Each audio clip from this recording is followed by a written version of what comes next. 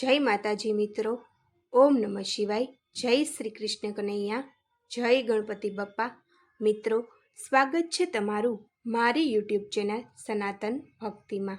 મિત્રો, ચૈત્ર સુદ પૂનમના દિવસે ભગવાન હનુમાનનો જન્મદિવસ છે. આ દિવસે બજરંગબલીનો જન્મ થયો હતો એવી લોકમાન્યતા પ્રસિદ્ધ છે. તો મિત્રો, આપને આજના વિડીયોમાં રામ ભક્ત હનુમાનજીની સંપૂર્ણ જન્મકથા વિગતવાર સાંભળીશું. જય હનુમાનજી મહારાજ, જય બજરંગબલી.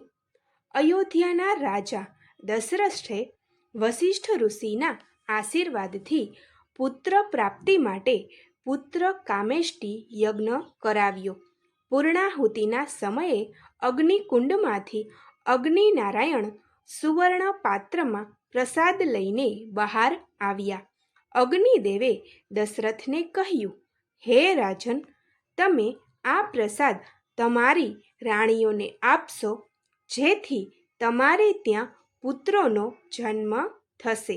આ પ્રસાદ લઈ રાજા દશરથ કૌશલ્યા અને સુમિત્રા પાસે ગયા. ત્યારબાદ રાણી કૈકેયીને આ પ્રસાદ આપવા ગયા. રાણી કૈકેયી કોપાયમાન થાય છે. રાજાને જણાવે છે કે તમારે મને પહેલો પ્રસાદ આપવા જેવો હતો. કૈકેયી પ્રસાદ લેવાની આનાકાની કરે છે. તે દરમિયાન કુદરતી આકસ્મિક ઘટના ઘટે છે. આકાશમાંથી એક સમડી આ પ્રસાદ લઈ આકાશમાં ઉડી જાય છે. એ દરમિયાન અંજન પર્વતમાં અંજનીમાં પંચાક્ષર શિવ મંત્રનો જપ કરતા હતા. ભગવાન શંકરના જેવો મને દીકરો થાય, મહાજ્ઞાની મહાન વીર પુત્ર થાય, તેવી અંજની માની ઈચ્છા હતી. આ ક્ષણે શિવજીની પ્રેરણાથી સમડીએ પવનદેવ મારફતે કૈકેયીના હાથમાંથી ઉઠાવેલો પ્રસાદ અંજનીમાના હાથમાં પધરાવ્યો. માતાજીની આંખો બંધ હતી.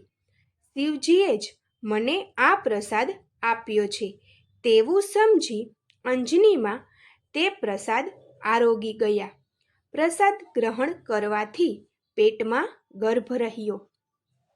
9 માસ પરિપૂર્ણ થયા.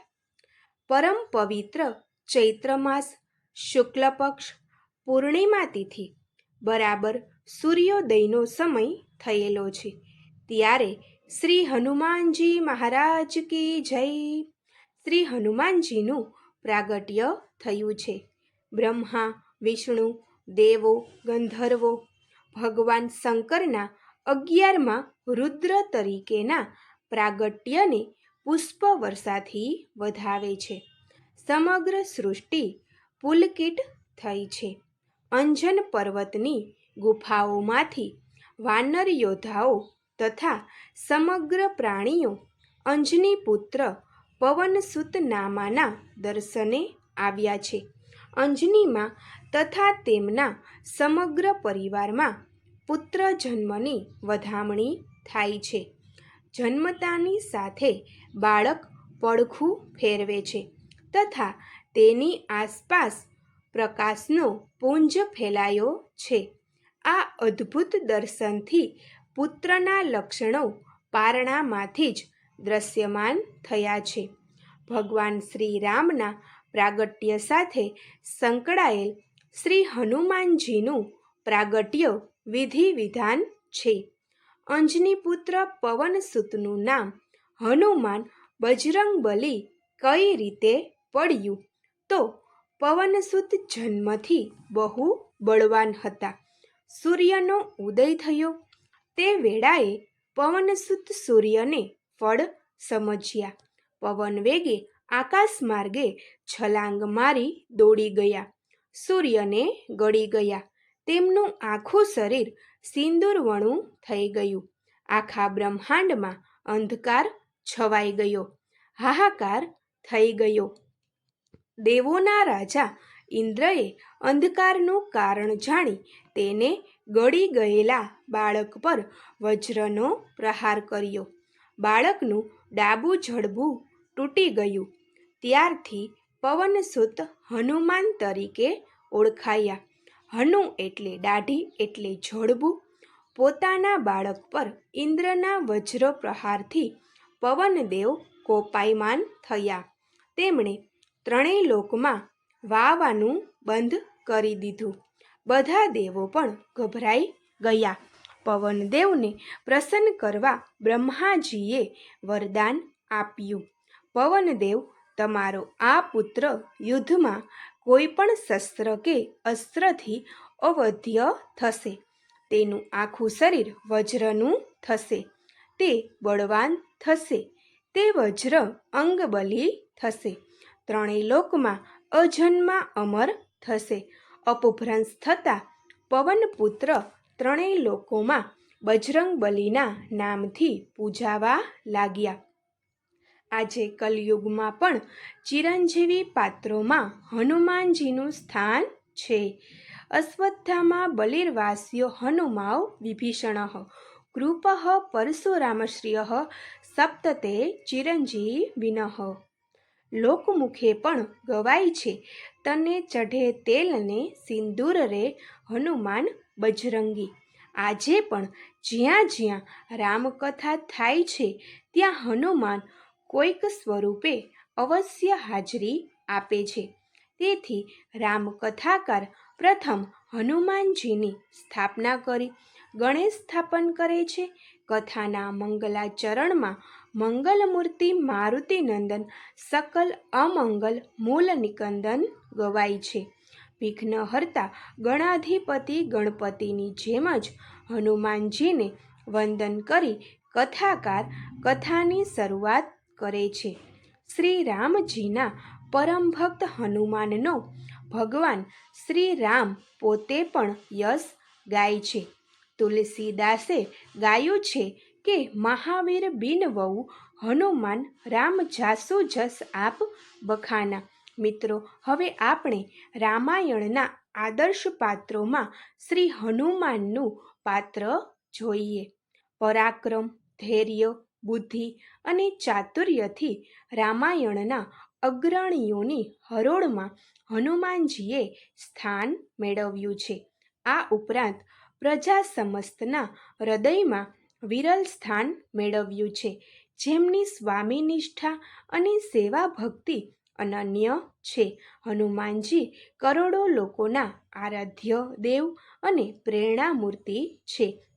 નિત્ય હનુમાન ચાલીસાનો પાઠ કરવાથી કે અન્ય ઉપાસના ભક્તિથી હનુમાનજીનું સ્મરણ કરવાથી જીવનમાં આવનાર સંકટોમાંથી મુક્તિ મળે છે તથા ભૂત પિશાચ આસુરી શક્તિઓ નિકટ આવી શકતી નથી તેવી અપાર શ્રદ્ધા ભક્તોના હૃદયમાં હોય છે. શ્રી રામચરિતમાનસ રામાયણની રચના 7 મોક્ષપુરીના સંદર્ભમાં થઈ છે. અયોધ્યા, મથુરા, માયા, કાશી, કાંચી, અવંતિકા, પુરી, દ્વારવલી જેવ સ્વતપંતા મોક્ષદાયિકા. અયોધ્યા બાલકાંડ, મથુરા અયોધ્યાકાંડ, માયા અરણ્યકાંડ, કાશીપુરી કિષ્કિંધાકાંડ, કાંચીપુરી સુંદરકાંડ, અવંતિકા લંકાકાંડ અને પુરી ઉત્તરકાંડ છે. શ્રી રામચરિત માનસના આ 7 ઘાટ પણ કહેવાય છે, જેમાં શ્રી હનુમાનજીની યશગાથા સુંદરકાંડમાં છે. આ કાંડનું નામ સુંદરકાંડ કેમ છે? બીજા બધા કાંડના નામ ભગવાન શ્રી રામની લીલા ચરિત્રોને અનુરૂપ છે. જ્યારે આ કાંડમાં હનુમાનજીની ભક્તિ, શક્તિ અને યુક્તિને કારણે સીતાજીની મુક્તિનો માર્ગ ખુલે છે, તો ભક્તિ એ સુંદર છે. હનુમાનજીની શક્તિ પણ સુંદર છે અને સમુદ્ર પરથી કૂદકો માર્યો અને પાછા આવ્યા ત્યાં સુધીમાં તેમણે કાર્યશક્તિ માટે જે યુક્તિ વાપરી તે પણ સુંદર છે અને પરિણામ સ્વરૂપે સીતાજીની શોધનું સુંદર કાર્ય સંપન્ન થયું. તેથી પણ આ કાંડનું નામ સુંદરકાંડ છે. સુંદરકાંડના પ્રારંભમાં હનુમાન બળવાન તો છે, પણ સાથે સાથે બુદ્ધિમાન પણ છે. તેની રોચક ધર્મકથા છે. સ્વામી નિષ્ઠા અને સેવા ભક્તિમાં 3 વિઘ્નો આવે છે. હનુમાનજી દરિયો ઓળંગતા હતા ત્યારે તેમાં સુરસા નામનું સાત્વિક વિઘ્ન પ્રથમ આવ્યું. સુરસાની સિદ્ધિઓને અષ્ટસિદ્ધિ નવનિધિ કે દાસા એ બુદ્ધિથી પરાસ્ત કરીને શ્રીલંકામાં પ્રવેશ કર્યો. વિઘ્નો દરમિયાન ભગવાન ભક્તની કસોટી પણ કરે છે. મેનાંક પર્વતની વિશ્રામ લેવાની વિનંતી પણ હનુમાનજી ઠુકરાવે છે. કાર્ય સિદ્ધ ન થાય ત્યાં સુધી વિશ્રાંતિ કેવી? ત્યારબાદ હનુમાનજી સિંહિકા લંકાની રાક્ષસણી લંકિનીનો સામનો કરી સીતા માતા સુધી પહોંચે છે. રામચંદ્રજીની વીંટીનું પ્રમાણ આપી હનુમાનજી સીતાજી સમક્ષ પ્રગટ થાય છે. રામદૂત તરીકે રાવણનો પરચો આપી લંકા દહન કરી સકુશળ હનુમાનજી ભગવાન શ્રી રામને સીતા માતાની ભાળનો શુભ સંદેશ આપે છે. અને જ્યારે રામ રાવણનું યુદ્ધ થાય છે ત્યારે પણ પવનપુત્ર હનુમાન રામને ઘણી બધી રીતે મદદ કરે છે. હનુમાનજીનું પાત્ર રામાયણમાં સુંદર રીતે આલેખાયું છે. જય હનુમાનજી મહારાજ, જય બજરંગબલી. મિત્રો, તમે પણ હનુમાનજીની જેમ પવિત્ર અને બહાદુર બનો અને આ હનુમાન જયંતી પર આ હનુમાનનો જન્મ કથા સાંભળી આશીર્વાદ મેળવો. જય હનુમાનજી મહારાજ. મિત્રો, તમને મારો આ વિડીયો પસંદ પડ્યો હોય તો લાઈક કરજો, શેર કરજો અને ચેનલને જરૂરથી સબસ્ક્રાઈબ કરજો. ઓમ નમઃ શિવાય. જય શ્રી કૃષ્ણ કનૈયા. જય ગણપતિ બપ્પા.